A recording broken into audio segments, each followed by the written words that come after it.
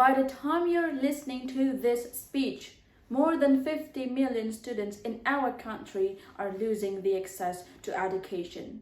Thousands of them are failing at school, and I believe that we all know the reason why. Greetings, respected judges and fellow contestants. I'm Djayantari from SMA Negeri 2 Denpasar will be speaking on the topic of maximizing the potential of blended learning for greater education access in the post-pandemic era. Ladies and gentlemen, for nearly 2 years, we were forced to learn with this impersonal, non-interactive and isolating system which I revert to online learning. It creates additional burden for the society in so many different levels, especially to those who are less privileged that could not partake in online learning.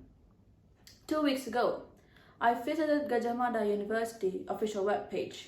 There are multiple articles which was released by linguistic experts.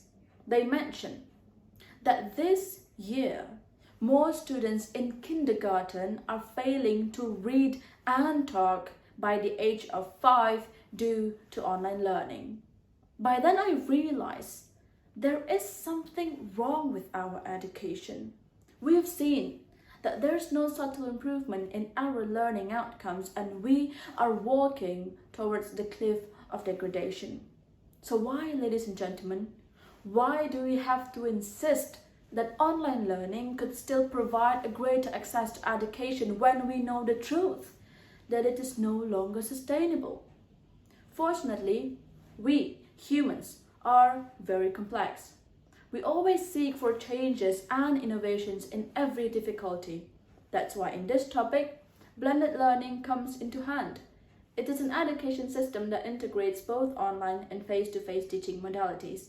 This system, ladies and gentlemen, can create an effective and safe learning environment since teaching and learning time will be shortened and allocated into 2 different methods. Now imagine, ladies and gentlemen, imagine blended learning as a door that connects people with their different ways of learning and a door that enables students to achieve better access to education. But we need to remember that to open a door, we must first find its key. We must determine its challenges and solve it with the right approaches. The first and utmost importance is opening the access to technology. Do you realize, ladies and gentlemen, that simply having a phone or a laptop to study online indicates how people are truly invested in their education? And this is just where our problem lies the heaviest. If parents can't provide the access to technology for their children, then it is time for government to take part, to provide that technology for us, for students, the people of the future. Allocating regional revenues for technology optimization is the most effective way to solve this problem. I just hope that the government does not and would never ever corrupt the money, since it is a vital fund for our education. Second is opening the access to a personalized learning. One thing that we missed from online learning is that connection and boundaries between teachers and students. And this is just what we try to provide with personalized learning. An approach that aims students' skills, strengths, needs, and interest.